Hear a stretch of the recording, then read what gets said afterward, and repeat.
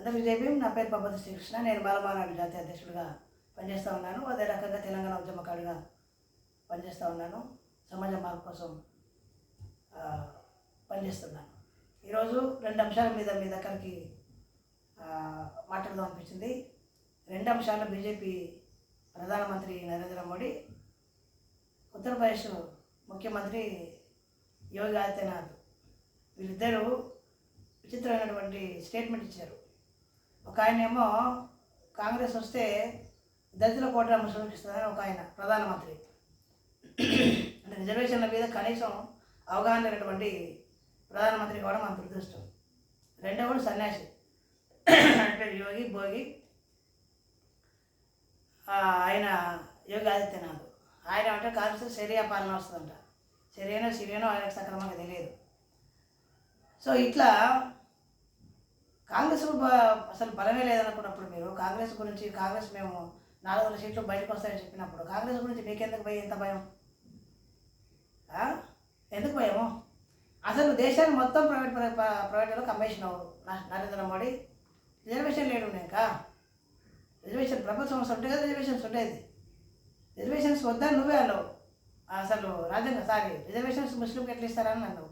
మరి దళితుల రిజర్వేషన్లు వాళ్ళకి ఎట్లా కనబడింది? కొంచెం కమ్ చేసి ఉన్నారు కదా. అచ్చా, నువ్వు చదువుకోలేదు కదా, మర్చిపోయాను నేను. నువ్వు డిగ్రీ చదవలేదు, బిఏ అంటావు, బీకామ్ అంటావు, మళ్ళీ యూపీకి పోతే గుజరాత్కి పోతే అదేంటి అప్పర్ కాస్ట్ అవుతావు, ప్రధానమంత్రి అయితే బీసీ అవుతావు. నీ కులం సక్రమంగా తెలియదు, నీ చదువు సక్రమంగా తెలియదు. కోట్ల రూపాయలు డ్రెస్ కోడ్ మాత్రం మెయింటైన్ చేస్తావు. ఎవరిని మంచి ఆగింది ఇదంతా? ప్రజాస్వామ్యం కాదు. బుద్ధి ఉండాలి ప్రధానమంత్రి నీకు మాట్లాడేటప్పుడు. అంటే నీకు బుద్ధి ఎక్కడ? చదువుకుంటే బుద్ధి వస్తుంది. చదవలే కదా నీకు. ఎంతసేపు సంచి బుధాన్ని వేసుకొని మొత్తం జై శ్రీరామ్ జై మాత భారత మాత అన్నావు. అందరికీ మాతనే. బీజేపీ పుట్టక ముందే భారత మాత, బీజేపీ కంటే ముందే పుట్టింది భారత మాత. బీజేపీ కంటే ముందే రాముడు ఉన్నాడని బాపును రాసిండ్రు. రామాయణం, వాల్మీకి రామాయణము, తమిళనాడు రామాయణం, కర్ణాటక రామాయణం, ఇట్లా 18 రామాయణాలు ఉన్నాయి.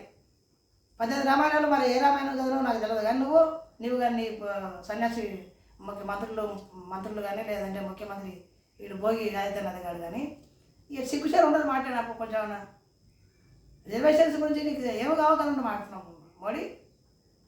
కాంగ్రెస్ వస్తే దళితుల రిజర్వేషన్స్ ముస్లింలు పోతాయా? ఇది ఏంద్ర బాలరాజా, ఏంద్ర ఈ లోకంలోని, ఏంద్ర ఈ దేశానికి వాళ్ళ లాభాలని వాళ్ళు సినిమా డైలాగ్ మాట్లాడు. రిజర్వేషన్ సిస్టమ్ అనేది తెలియకుండా తెలియదు కదా. మీరు మీ వాళ్ళు అన్న మతపాలు రిజర్వేషన్ చేయకూడదని. మరి ఎట్లయితే సాధ్యమైతే ఎట్లా? మా కోట ఆలకెందుకు పోతుంది?